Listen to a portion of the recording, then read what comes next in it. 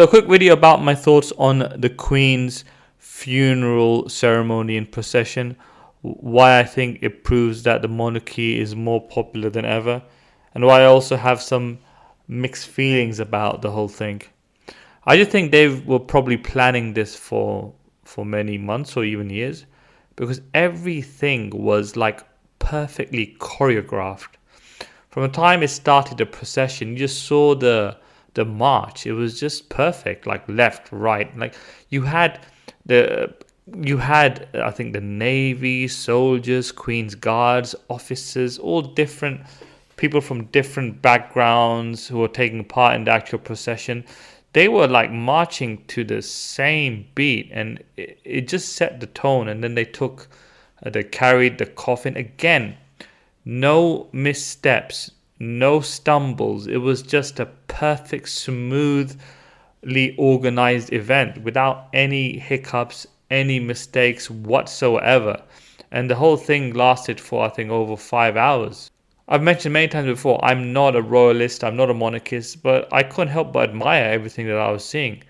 You could even probably describe it as the greatest show on earth, because that is what it was. They were putting on a show for the whole world. They know that it's being broadcast all over the world. All these traditions and rituals steeped in history, all the hymns and the way the chapels were decked out and how the people were decked out. It was like perfection. I mean, again, I'm not usually into this stuff, but I was mesmerized watching that stuff, you know. It was solemn, it was touching, it was moving, it drew you in. It just made you realize that how people have been affected. I mean, the people came out in their thousands. First of all, people who took part in the procession, the crowds as well. I mean, both in London and Windsor, they turned out in their hundreds of thousands, it seems. And you know, it was an incredible event. But again, I was just shocked that I didn't see a misstep, I didn't see a fumble, I didn't see a mistake. Everything was smooth. The beauty of it, the colors, the vibrant colors, the beauty, the clothes, the rituals. You know, I mean, I don't know if you are from another country and you're not familiar with any of the things. How did you feel watching this from your country? I mean, do you have something? Does any country have anything like this? Can any other country boast putting on an event of this nature, of this magnitude, and the way they did it? You know, it's amazing, and it proves that the monarchy is just as popular as ever. If I were a monarchist, I would be so invested in all of this. Really, I would feel, you know, so connected, because I'm not a monarchist, but yeah, I was feeling drawn to it. Imagine if I was like full on board a monarchist. I would be, you know, really invested in this, because it is incredible. It is something amazing, and something worth being part of. And I suppose if you don't have anything like this in your country, you're probably jealous of this sort of thing. Just, you know, looking at the scale and how people feel about this, the passing away. I think a lot of this obviously has to do with the popularity of Queen Elizabeth, how popular she was. Obviously, people are going to do a little bit extra for her. I think it's obvious that the monarchy and the royal family gives meaning to so many people. It gives meaning to their lives. And it's just an important part of our culture, the culture of this country, that it will be here for and all those people trying to say, oh, we got to end the monarchy, we got to get rid of it. No, that's not happening anytime soon. This thing is going to continue for a long time to come.